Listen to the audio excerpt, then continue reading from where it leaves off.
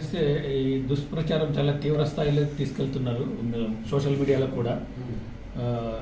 వృద్ధులకు లేనిపోని విషయాలని చెప్పి వాళ్ళతో మాట్లాడిస్తున్నారు. మనం బాగా గమనిస్తే పోయిన నెలలో కూడా చేయూతకని చెప్పి మన ముఖ్యమంత్రి గారు బటన్ నొక్కినారు. ఇంకా డబ్బులు అకౌంట్లో పడలేదు. దీనికి ఎవరు బాధ్యత వహిస్తారో వాళ్ళే చెప్పాలా. అలాగే ఈబీసీ నేస్తం డబ్బులు కూడా ఇంతవరకు లబ్ధిదారు చేరలేదు. బటన్ అయితే నొక్కినారు.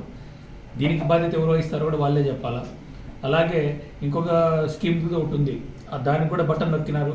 ఆ డబ్బులు కూడా ఇంతవరకు అకౌంట్లో పడలేదు. ఇవంతా కూడా ఫండ్స్ లేనితనం, డబ్బులు లేనితనాన్ని కప్పించుకోవడానికి ప్రతిపక్షాల మీద ఈ నింద మోపుతున్నారు. కాబట్టి ముఖ్యమంత్రి గారు అడ్మినిస్ట్రేషన్ సక్రమంగా చేసి లబ్ధిదారులందరికీ కూడా చేరాల్సిన బెనిఫిట్స్ అన్ని కూడా చేర్చే విధంగా చూడాలి తప్పితే ఈ కుట్ర రాజకీయాలు మానుకోవాలని చెప్పేసి కోరుకుంటున్నారు. మొన్న ఏదైతే ఎలక్షన్ కమిషన్ పెన్షన్లు, వృద్ధాప్య పెన్షన్లు అవి దాని గురించి వాలంటీర్ల ద్వారా పంపిణీ చేయొద్దండి, దానికి ప్రత్యామ్నాయ మార్గాలు చూపండి అని చెప్పి ఎలక్షన్ కమిషన్ రాష్ట్ర ప్రభుత్వాన్ని ఆదేశించడం జరిగింది.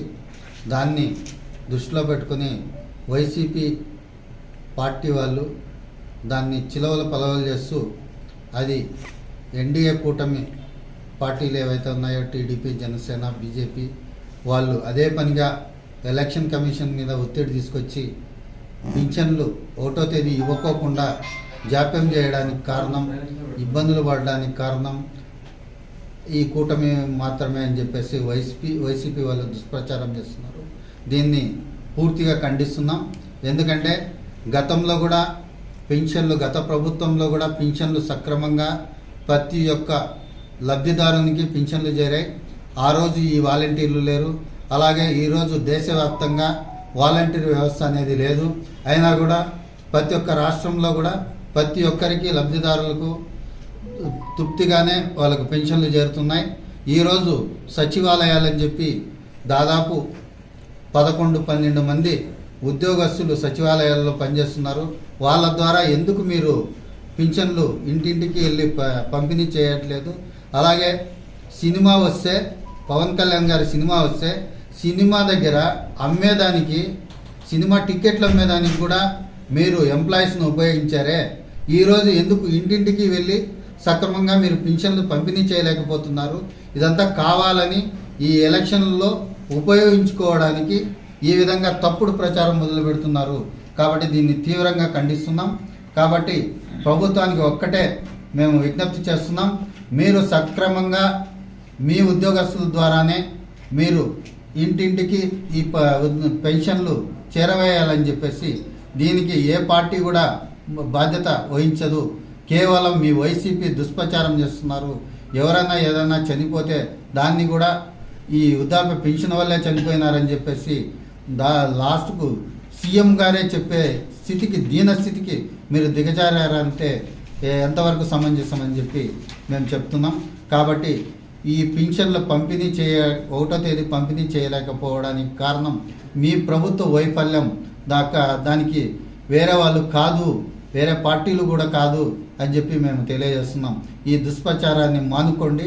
దీన్ని ఎలక్షన్లో లబ్ధి పొందడానికి మీరు రకరకాల ప్రయోగాలు చేయొద్దని చెప్పి మేము ఆంధ్రప్రదేశ్ రాష్ట్రంలో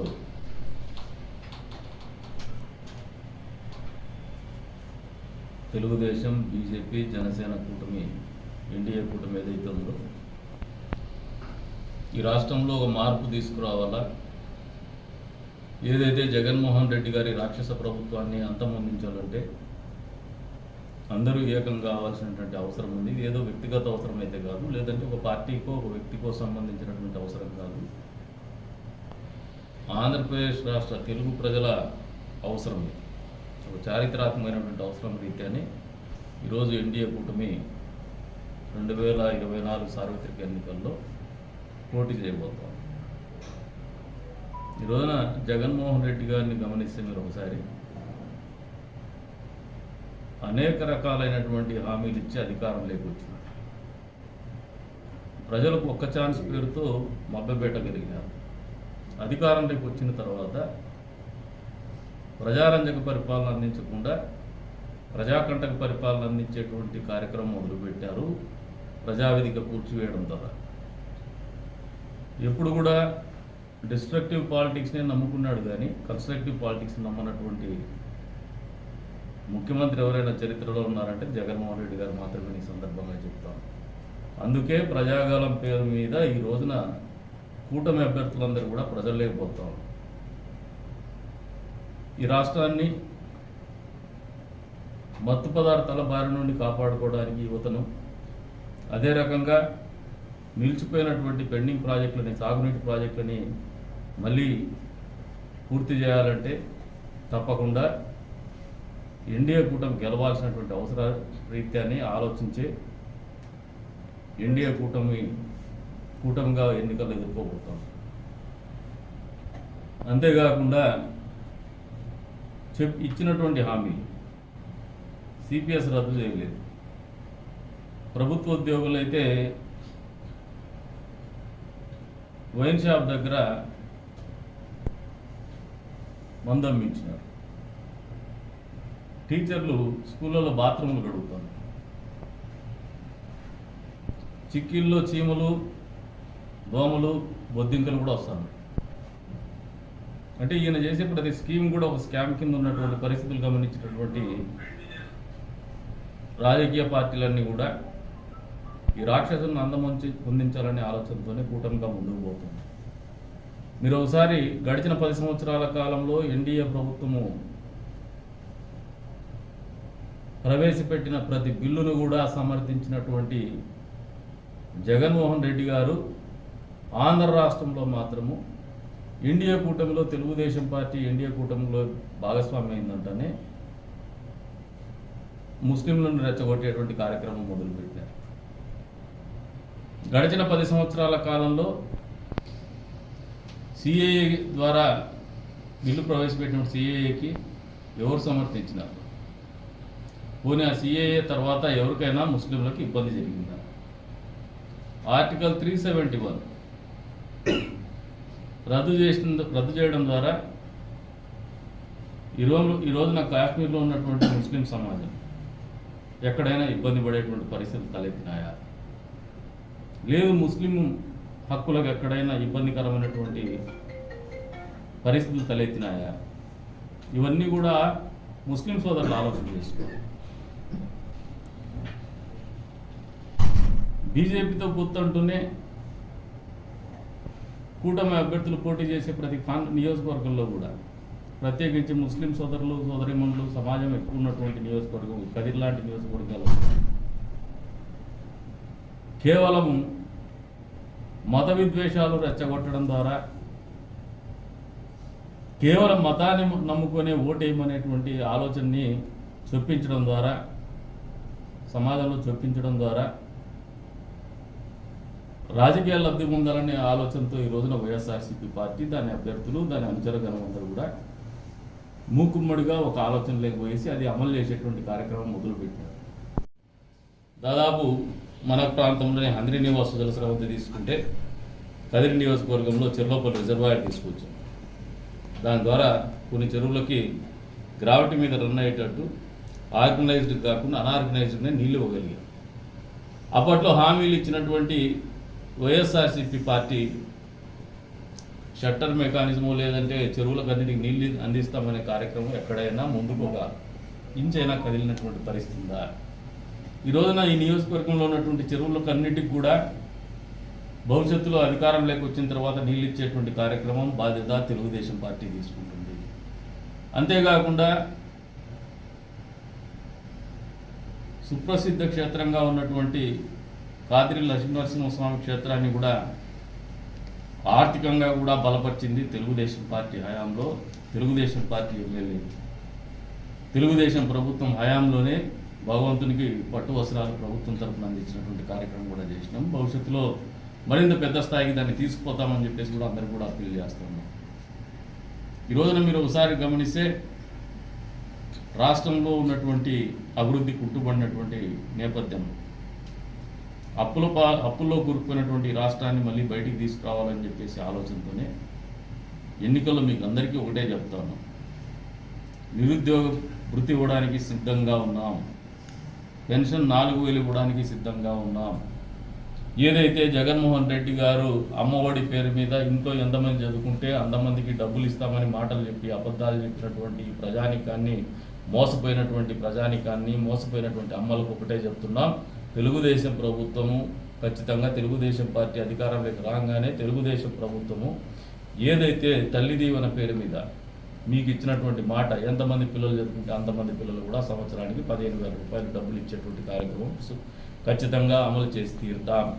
అంతేకాకుండా గతంలో ప్రభుత్వం అధికారంలోకి రాకమునుపు ఒకసారి తెలుగుదేశం పార్టీ 2014వ సంవత్సరం ఎన్నికల సందర్భంగా ఒక మాట ఇచ్చినాం, కరెంట్ ఛార్జీలు పెంచమని చెప్పేసి.